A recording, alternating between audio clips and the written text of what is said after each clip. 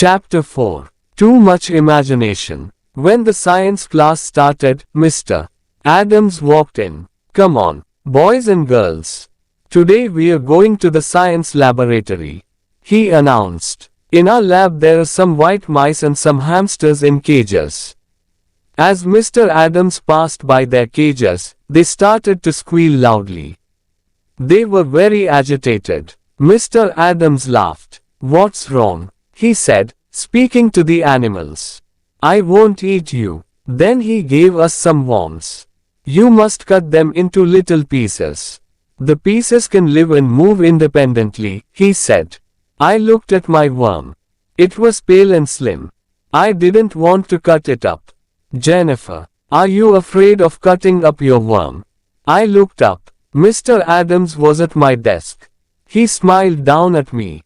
Give me your knife. I thanked him and gave it to him. His arm touched mine. It tickled. An electric shock ran through me and I jumped. What's wrong? Asked Mr. Adams. He seemed frightened. And nothing, I answered, trying to smile. He helped me cut up my worm, then walked away. No one else in class had noticed anything. I didn't know what to think.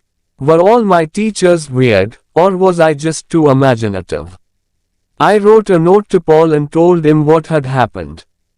Paul, I whispered. Paul turned and looked at me. I passed the note. Excuse me, what are you doing? Paul, what do you have in your hand? Asked Mr. Adams. His voice made me freeze. We were in very big trouble. And nothing, said Paul. Please listen to the lesson. If I see you again, you must give me the note.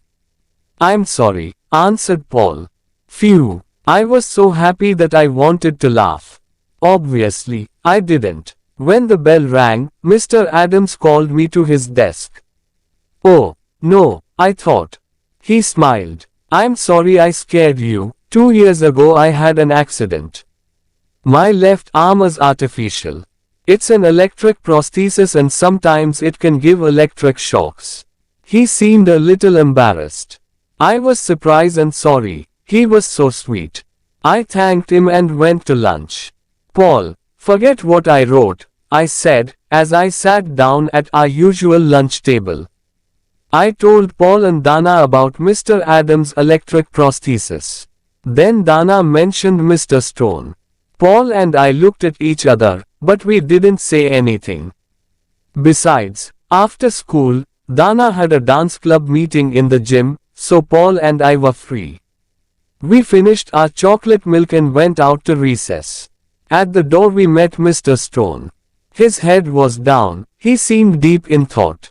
Hi, Dana said to him. Oh, hi, he said, surprised, lifting his head.